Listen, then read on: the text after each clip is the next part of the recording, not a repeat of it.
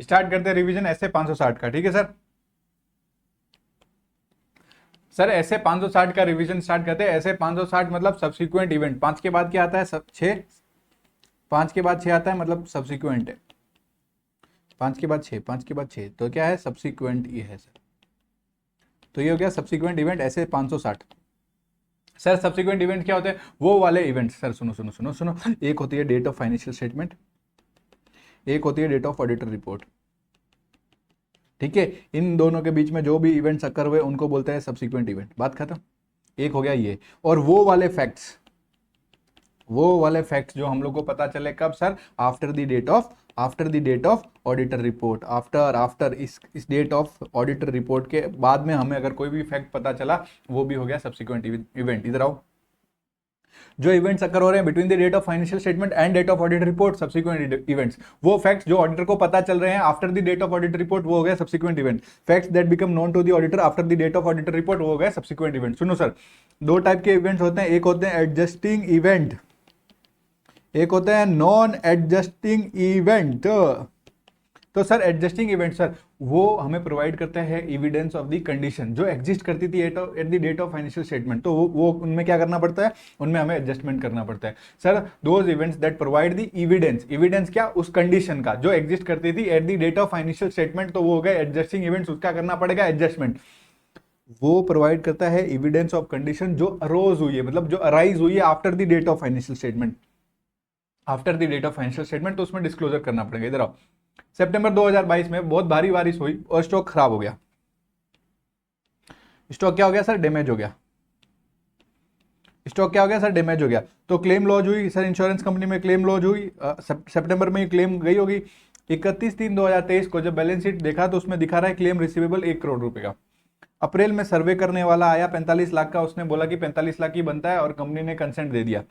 15 मई 45 लाख को कब पैसा भी आ गया। ऑडिट कब खत्म हुई है? सब्सटेंसिव प्रोसीजर्स कब खत्म हुए? मई एंड में खत्म हुए। सर सुनो, डेट ऑफ फाइनेंशियल स्टेटमेंट क्या है सर? इसमें डेट ऑफ फाइनेंशियल स्टेटमेंट है ये 31/3/2023। उसमें अपने को क्लेम रिसीवेबल दिख रहा है और उसके बाद में कुछ इवेंट्स घटे, मतलब पैसे आए, सर्वे वाले ने बोला कि 45 लाख ही बनता है, 1 करोड़ नहीं बनता, और कंपनी ने एक्सेप्ट भी किया। ये सारे क्या है? सब्सिक्वेंट इवेंट है। तो क्या बैलेंस शीट डेट पे इन एविडेंस के लिए कोई कंडीशन एग्जिस्ट करती थी क्या? कोई कंडीशन? ये जो चीजें हुई है, ये सर्वे वाला काम हुआ है, फिर 45 लाख है, इन सारी चीजों के लिए, इन सारे सब्सिक्वेंट इवेंट्स के लिए कोई भी एविडेंस है इस कंडीशन का जो एग्जिस्ट करता था at the date of financial statement? हाँ जी सर, करता था। हमने लिख तो रखा है क्लेम रिसीवेबल 1 करोड़, तो मतलब हमारे पास एविडेंस है इस कंडीशन का जो एग्जिस्ट करती थी at the date of financial statement, इसलिए एडजस्टमेंट करना पड़ेगा हमारे फाइनेंशियल स्टेटमेंट में, और फाइनेंशियल स्टेटमेंट में वो अमाउंट अब 45 लाख आएगा बैंक में, और ये जो क्लेम रिसीवेबल है वो हट जाएगा। ठीक है साहब। लेकिन 31/3/2022 को बैलेंस शीट डेट है सर। हाँ, इसमें ये वाला दूसरा क्वेश्चन है, ये दोनों क्वेश्चन आपके स्टडी मैट के क्वेश्चन है, ठीक है, आईसीआई के क्वेश्चन है। 31/3/2022 अपना फाइनेंशियल स्टेटमेंट का डेट है, ठीक है साहब। उसके बाद ऑडिट रिपोर्ट कब फाइनल हुई? 31 जुलाई को फाइनल हुई, ठीक है साहब। 17 अप्रैल को डिविडेंड बोला, कंपनी ने बोला डिविडेंड देंगे 1 करोड़ का, प्रपोज किया है 17 जुलाई को।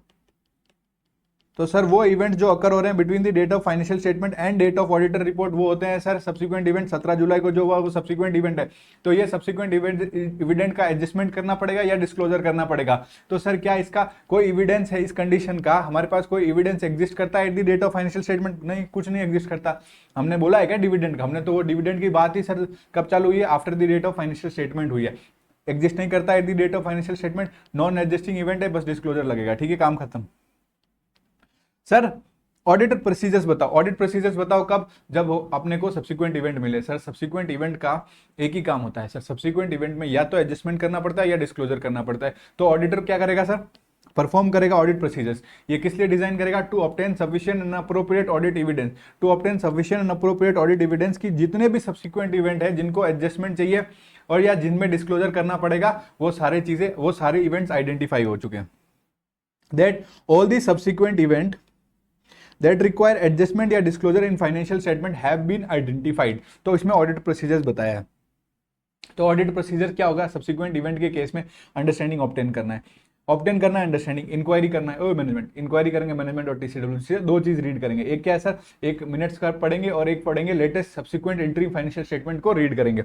तो सुनो सर, अंडरस्टैंडिंग किसकी लेंगे, अंडरस्टैंडिंग लेंगे मैनेजमेंट, क्या प्रोसीजर स्टेब्लिश कर रखा है आपने, टू इंश्योर कि सारे सब्सिक्वेंट इवेंट आइडेंटिफाई हो जाए। हमारा काम क्या कि सारे सब्सिक्वेंट इवेंट आइडेंटिफाई हो चुके हैं ना, उनका एडजस्टमेंट वाले एडजस्टमेंट, डिस्क्लोजर वाले डिस्क्लोजर हो चुके हैं, इस चीज के लिए सफिशिएंट अप्रोप्रिएट ऑडिट एविडेंस लेते हैं। तो ऑडिट प्रोसीजर्स क्या होगा, अंडरस्टैंडिंग लेंगे, पहले समझेंगे उसके बाद ऑडिट करेंगे, समझेंगे मैनेजमेंट आपके क्या प्रोसीजर्स स्टेब्लिश कर रखे हैं जिससे आप ये इंश्योर करते हो कि सारे सब्सिक्वेंट इवेंट आइडेंटिफाई हो जाए, बताओ ना, वो प्रोसीजर्स बताएगा, हम उस प्रोसीजर्स की अंडरस्टैंडिंग ऑब्टेन कर लेंगे। Obtain understanding of the procedure जो मैनेजमेंट ने स्टेब्लिश किया है टू इंश्योर कि सारे सब्सिक्वेंट इवेंट आइडेंटिफाई हो जाए। इंक्वायरी कर लो, पहले समझ लिया, आप इंक्वायरी, ओ मैनेजमेंट क्या कोई सब्सिक्वेंट इवेंट अकर हुआ है क्या, एक ओ लो ये भी पूछ लिया। उसके बाद में वो अभी हम सर सुनो मिनट्स पढ़ेंगे, मिनट्स पढ़ेंगे मीटिंग की, मीटिंग किसके साथ हुई, मैनेजमेंट टीसीडब्ल्यूजी का, जो मीटिंग्स हुई है after the date of financial statement, कब हुई है sir, after the date of financial statement, तो उसी में सब्सिक्वेंट इवेंट का कुछ पता चलेगा ना, तो वो वाली मिनट्स रीड कर लेंगे। कोई latest subsequent interim financial statement है तो वो रीड कर लेंगे। अगर ऑडिटर आइडेंटिफाई करता है वो वाले इवेंट जिसमें एडजस्टमेंट या डिस्क्लोजर होना चाहिए, तो ये डिटरमाइन करेगा कि सारे सब्सिक्वेंट इवेंट्स जो भी है वो अप्रोप्रिएटली क्या सर उसका एडजस्टमेंट हो चुका है, अप्रोप्रिएटली डिस्क्लोज हो चुका है, मतलब वो अप्रोप्रिएटली फाइनेंशियल स्टेटमेंट में रिफ्लेक्ट हो चुके हैं। रिटर्न रिप्रेजेंटेशन लेंगे सर, रिटर्न रिप्रेजेंटेशन किस चीज का लेंगे, इधर आओ, रिटर्न रिप्रेजेंटेशन लेंगे मैनेजमेंट से, किस चीज का भैया, लिखवा के ले लेंगे कि देखो एक तो सब्सिक्वेंट इवेंट होता है जो इसमें एडजस्टमेंट करना पड़ता है, एक तो डिस्क्लोजर करना पड़ता है, तो ऐसे सारे इवेंट्स जो अकर हो रहे हैं sir, for which financial reporting framework, जिसके लिए इंडेस या एएस कहता है कि एडजस्टमेंट करना पड़ेगा या डिस्क्लोजर करना पड़ेगा, तो भाई साहब अगर डिस्क्लोजर करना है तो डिस्क्लोज हो चुका है और एडजस्ट करना है तो एडजस्ट कर चुके हैं, इस चीज का रिटर्न रिप्रेजेंटेशन ले लेंगे। सर ऑडिटर को कुछ स्पेसिफिक इंक्वायरीज करनी हुई है इन फॉलोइंग मैटर्स पर, जब वो ऐसे 560 का काम कर रहा है सब्सिक्वेंट इवेंट, तो सर उसमें कुछ उसके ऊपर स्पेसिफिक इंक्वायरीज करनी है, इन चीजों के बारे में उसको इंक्वायरी करनी है। सर किसकी इंक्वायरी करनी है, बीसीजी सर, बीसीजी की वो क्या करेगा सर, इंक्वायरी करेगा। बीसीजी मतलब borrowing commitment guarantee, borrowing commitment guarantee, तो सर बीसीजी के पास कुछ कैपिटल बढ़ी क्या और कुछ एसेट्स, तो कैपिटल या assets, BCG Boston consultancy group पता होगा, या ऐसे याद रखना बोरोइंग कमिटमेंट गारंटी, तो बीसीजी में क्या है सर, बीसीजी की कुछ कैपिटल और कुछ एसेट्स में अनयूजुअल अकाउंटिंग एडजस्टमेंट, कुछ अनयूजुअल अकाउंटिंग एडजस्टमेंट हुए, कुछ अनयूजुअल अकाउंटिंग एडजस्टमेंट हुए। Point number 1 capital, point number 2 BCG, point number 3 asset, asset में पॉइंट नंबर 3 में क्या है सर, एसेट का क्या सेल या एक्विजिशन हुआ है, एसेट क्या गवर्नमेंट ने अप्रोप्रिएट कर लिया, कोई ऐसा इवेंट हुआ है जो रिलेवेंट है to the recoverability of asset, वो एसेट अब रिकवर होगा उसके लिए कोई इवेंट हुआ है क्या, और 6 क्या कोई अनयूजुअल अकाउंटिंग एडजस्टमेंट हुआ है क्या, तो sir BCG Boston consultancy group में कुछ कैपिटल और कुछ एसेट्स में क्या हुआ है, अनयूजुअल अकाउंटिंग एडजस्टमेंट हुआ है, कैपिटल इंक्रीज हुई है, BCG borrowing commitment guarantee, assets में क्या एसेट्स को बेच दिया या एक्वायर कर लिया या अप्रोप्रिएट कर लिया गवर्नमेंट ने, या फिर कोई ऐसा इवेंट जो रिलेवेंट है to the recoverability of asset की वो एसेट रिकवर होगा, या फिर कोई अनयूजुअल अकाउंटिंग एडजस्टमेंट हुआ है, क्या कोई नया कमिटमेंट बोरोइंग या गारंटी हुई है, कंपनी ने एंटर किया है, इस चीज की स्पेसिफिक इंक्वायरी करेगा ऑडिटर, क्या इंक्रीज हुआ है कैपिटल में, ऑडिटर क्या करेगा इस मैटर पे इंक्वायरी करेगा, सेल या एक्विजिशन ऑफ एसेट्स का अकर हुआ है, इस चीज पे ऑडिटर क्या करेगा, इंक्वायरी करेगा, कोई इवेंट्स अकर हुआ है जो रिलेवेंट है to the recoverability of asset, इस चीज की इंक्वायरी करेगा, क्या कोई एसेट है जो गवर्नमेंट ने अप्रोप्रिएट कर लिया या वो एसेट डिस्ट्रॉय हो गया तो उसके बारे में इंक्वायरी कर लेगा, या कोई अनयूजुअल अकाउंटिंग एडजस्टमेंट हुआ है तो इसके ऊपर स्पेसिफिक इंक्वायरी करेगा एज पर ऐसे 560। सर सुनो, वो फैक्ट अभी मैंने बताया था सर, सब्सिक्वेंट इवेंट वो इवेंट होते हैं जो date of financial statement date of audit report के बीच में होते हैं, और वो वाले फैक्ट्स जो होते हैं after the date of audit report वो होते हैं सब्सिक्वेंट इवेंट। तो sir after the date of वो वाले फैक्ट जो हम लोग को पता चले after the date of auditor report के डेट के बाद पता चले, बट अभी तक फाइनेंशियल स्टेटमेंट इश्यू नहीं हुआ है, वो वाले फैक्ट जो ऑडिटर को पता चले after the financial statement have been issued, ठीक है सर। फैक्ट्स जो ऑडिटर को पता चले after the date of auditor report, वो वाले फैक्ट जो ऑडिटर को कब पता चले sir, after the date of financial statement का इशू ही हो गया, मतलब फाइनेंशियल स्टेटमेंट इशू हो गए, तो सर वो वाले पहले वाला क्या है, वो फैक्ट जो ऑडिटर को पता चला है after the date of audit report, अभी तक फाइनेंशियल स्टेटमेंट इशू नहीं हुआ, फाइनेंशियल स्टेटमेंट अभी एंटिटी के पास ही पड़े, ऑडिटर की कोई ऑब्लिगेशन नहीं है कि वो परफॉर्म करेगा audit procedures regarding financial statement जो sir after the date of audit report. Sir audit report दे दी ना, तो उसके बाद क्या ऑब्लिगेशन, क्या वो ऑडिट प्रोसीजर परफॉर्म करेगा? कोई ऑब्लिगेशन नहीं है, उसको कुछ नहीं परफॉर्म करना होता। पर हाउएवर लिखा है सर, हाउएवर अगर वो फैक्ट ऑडिटर को पता होता, if fact become known to auditor that it had been known him to earlier, वो अगर उसको पहले पता होता, had it been known to auditor at the date of audit report, अगर वही फैक्ट ऑडिटर को ऑडिटर वाले डेट पे, ऑडिटर रिपोर्ट वाले डेट पे पता होता, तो ऑडिटर अपने रिपोर्ट में अमेंडमेंट कर देता। हमने पढ़ा वो फैक्ट जो ऑडिटर को पता चलता है after the date of audit report, वो भी सब्सिक्वेंट इवेंट होता है। वो फैक्ट जो ऑडिटर को पता चला after the date of auditor report, वो भी क्या होता है? सब्सिक्वेंट इवेंट होता है। तो ऑडिटर का कोई ऑब्लिगेशन नहीं है, कोई भी ऑब्लिगेशन नहीं है कि वो परफॉर्म करेगा audit procedures after the date of auditor report. पर अगर ये फैक्ट ऑडिटर को ना भाई साहब पता होता at the date of auditor report, तो ऑडिटर वो रिपोर्ट ही अमेंड कर देता। तब उसको करने पड़ेंगे 3 काम। डिस्कस करेगा मैटर मैनेजमेंट के साथ, इंक्वायर करेगा मैनेजमेंट ये मैटर कैसे एड्रेस करेगा, और ये डिटरमाइन करेगा कि फाइनेंशियल स्टेटमेंट अमेंड करना है क्या।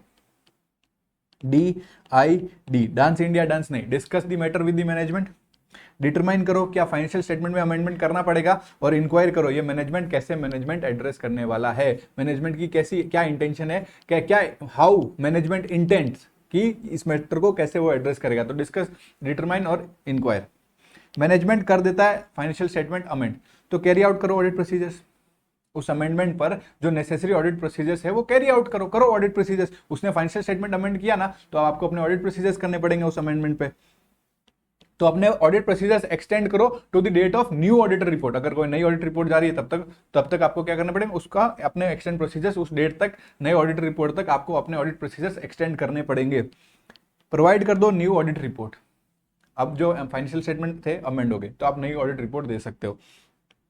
तो प्रोवाइड कर दो नई auditor report on the amended financial statement. और जो आप डेट करोगे ना, date of auditor report not to be dated earlier than the date of approval of the amended financial statement.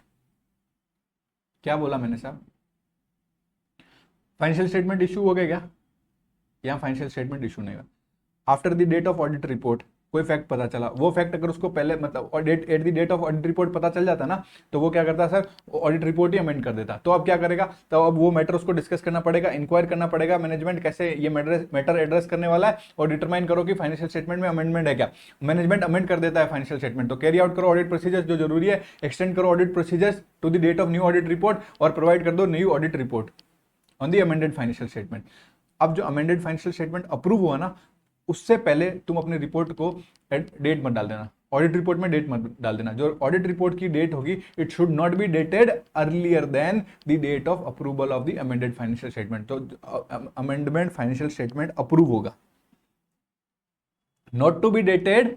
आप अपने ऑडिटर रिपोर्ट में डेट मत डालना, it should not be dated earlier than the date. कौन सी date से पहले? जब तक आपके फाइनेंशियल स्टेटमेंट जो अमेंडमेंट वाले हैं वो अप्रूव नहीं होते ना, तब तक आप उस रिपोर्ट में डेट मत डालना। उससे पहले की कोई डेट नहीं, जिस दिन आपके अप्रूवल हो गए अमेंडेड फाइनेंशियल स्टेटमेंट, उसके बाद की डेट डालना आपको ऑडिट रिपोर्ट में, बात खत्म है। अगर मैनेजमेंट अमेंड नहीं करता फाइनेंशियल स्टेटमेंट, सर वो फैक्ट ऑडिटर को पता चल चुका है, ठीक है, ऑडिट रिपोर्ट इशू हो चुकी है, ठीक है, ऑडिट रिपोर्ट बन चुकी है sir after the date of audit report. क्या है? After the date of audit report, पर फाइनेंशियल स्टेटमेंट इशू नहीं हुए, अमेंड करना था कर लिया, नहीं कर रहा अमेंड, तो मैंने डेट तो डाल दी ऑडिट रिपोर्ट में। क्या मैंने ऑडिट रिपोर्ट मैनेजमेंट को दे दी क्या? दी क्या? दी क्या? नहीं दी। दी क्या? नहीं दी। अगर मैंने वो रिपोर्ट अभी तक ऑडिटर रिपोर्ट की मैं डेट डाली थी, पर वो रिपोर्ट अभी तक मैनेजमेंट को मैंने नहीं दी, एंटिटी को नहीं दिया, मॉडिफाई कर दूंगा। अगर मैनेजमेंट ने अमेंडमेंट नहीं किया था फाइनेंशियल स्टेटमेंट में, मैंने मैनेजमेंट को बोला अमेंड कर फाइनेंशियल स्टेटमेंट, उसने नहीं किया, मैं मॉडिफाई कर दूंगा अपना ओपिनियन और 705 के हिसाब से। ऑडिटर रिपोर्ट मैंने एंटिटी को दे दी, तो मैनेजमेंट को नोटिफाई कर दूंगा, TCWG को नोटिफाई कर दूंगा कि ये रिपोर्ट बिना अमेंडमेंट के इशू नहीं होनी चाहिए, थर्ड पार्टीज को ये रिपोर्ट इशू नहीं होनी चाहिए बिना अमेंडमेंट के। अगर इशू कर दी विदाउट दी अप्रोप्रिएट अमेंडमेंट्स, जो अमेंडमेंट है उसके बिना ही इशू कर दी, मैं अप्रोप्रिएट एक्शन लूंगा। कौन सा एक्शन? अप्रोप्रिएट एक्शन, चाहे लीगल है चाहे जो भी है, अपना अप्रोप्रिएट एक्शन लेके सीख करूंगा क्या सर? प्रिवेंट करूंगा रिलायंस, कि लोग इस ऑडिटर रिपोर्ट पर रिलाई नहीं करें। उसके लिए जो मुझे करना पड़े मैं वो अप्रोप्रिएट एक्शन लूंगा। सर वो फैक्ट जो ऑडिटर को पता चला after the date of financial statement have been issued. Sir मेरी कोई जिम्मेदारी नहीं थी अगर मैंने ऑडिट रिपोर्ट ही दे दी तो अगर मैंने फाइनेंशियल स्टेटमेंट ही इशू हो चुके हैं, अब तो मेरी कोई ऑब्लिगेशन वैसे भी नहीं होगी कि मैं कोई ऑडिट प्रोसीजर्स करूं। पर हाउएवर अगर वो फाइनेंशियल स्टेटमेंट इशू हो गए, फैक्ट अगर मुझे पता चलता, जो मुझे अभी पता चल रहा है वो अगर मुझे at the date of audit report पता चलता, जिसकी वजह से मैं अगर अपने ऑडिट रिपोर्ट में अमेंडमेंट कर देता, तो मैं वही करूंगा, DID डांस इंडिया डांस, क्या डिस्कस करूंगा, मैटर इंक्वायर करूंगा, मैनेजमेंट कैसे एड्रेस कर रहा है और डिटरमाइन करूंगा कि क्या फाइनेंशियल स्टेटमेंट में अमेंडमेंट करना जरूरी है क्या। अगर फाइनेंशियल स्टेटमेंट अमेंडमेंट करना है तो सेम प्रोसीजर्स कैरी आउट करूंगा, ऑडिट प्रोसीजर्स। यहाँ पे फर्क इतना है कि फाइनेंशियल स्टेटमेंट भी इशू हो चुके हैं, बाकी तो सारी चीजें सेम ही होगी ना। फाइनेंशियल स्टेटमेंट बढ़ चुके, लोगों के पास जा चुके, तो कैरी आउट करूंगा ऑडिट प्रोसीजर्स, एक्सटेंड कर लूंगा ऑडिट प्रोसीजर्स, और जो डेट डालूंगा ऑडिट रिपोर्ट में वो भी it should not be earlier than the date of approval of the amended financial statement. Provide कर दूंगा नया report on the amended financial statement. अब सुनो मेरी बात, लॉ और रेगुलेशन या FRA मुझे प्रोवाइड नहीं करता तो मैं अमेंड भी कर सकता हूँ ऑडिट रिपोर्ट और नई भी ऑडिट रिपोर्ट दे सकता हूँ, कोई बड़ी बात नहीं है।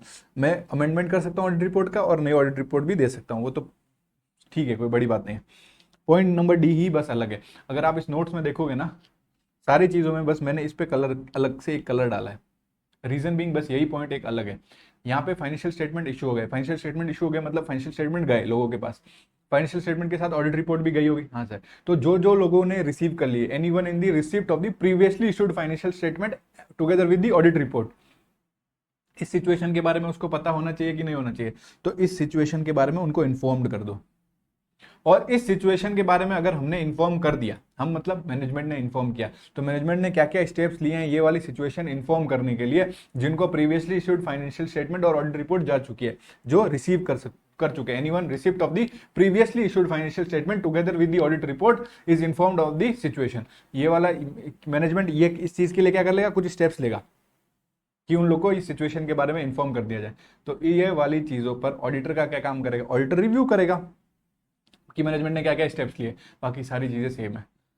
अब सुनो, आपने क्या किया है, आपने जो रिपोर्ट में अमेंडमेंट किया है, ऑडिट रिपोर्ट अमेंडेड बनाई है, नई ऑडिट रिपोर्ट बनाई है, या तो नई ऑडिट रिपोर्ट बनाई है या अमेंडेड ऑडिट रिपोर्ट बनाई, तो उसमें एक UM पैरा या OM पैरा डाल दो, और उस पैरा में क्या कर देना, आप उस नोट को रेफर कर देना, फाइनेंशियल स्टेटमेंट के नोट को रेफर कर देना जिसमें यह डिस्कस किया गया है कि अमेंडमेंट हुआ है प्रीवियसली इशूड फाइनेंशियल स्टेटमेंट का, या फिर कोई अर्लियर रिपोर्ट जो ऑडिटर ने इशू की है उसमें भी अमेंडेड हुआ है, amendment of the previously issued financial statement and to earlier reports provided by the auditor. अगर फाइनेंशियल स्टेटमेंट की बात हो गई तो वो EOM में जाएगा, और अगर ऑडिट रिपोर्ट का बोल रहा है तो वो OM में जाएगा। तो EOM और OM क्या होता है हम लोग ने 706 में पढ़ चुका है। अगर मैनेजमेंट नेसेसरी स्टेप्स नहीं लेता है, अभी भाई उसको नेसेसरी स्टेप्स लेना है ना कि सबको ये बता दे, ये सिचुएशन के बारे में इन्फॉर्म कर दे, वो नहीं लेता और फाइनेंशियल स्टेटमेंट भी अमेंड नहीं करता, तो पहले मैं तो उनको नोटिफाई करूंगा मैनेजमेंट और TCW कि भैया आप कर दो, वरना मैं कर लूंगा रिलायंस, मैं ऐसा काम करूंगा, ऐसा प्रिवेंट कर लूंगा, मैं क्या करूंगा, क्या सीख करूंगा, to prevent the reliance on the audit report, कि भाई इस पर कोई रिलाई नहीं करे। डिस्पाइट ऑफ सच नोटिफिकेशन फिर भी नहीं मांगा तो मैं लूंगा अप्रोप्रिएट एक्शन, जो कि लीगली होता है, जिसकी वजह से लोग इस रिपोर्ट पर रिलाई ना करें। ये आपका ऐसे 560 मेरी तरफ से, इसका रिविजन कंप्लीट, क्वेश्चन लगा लो सारे बन जाएंगे। ठीक है sir, thank you so much.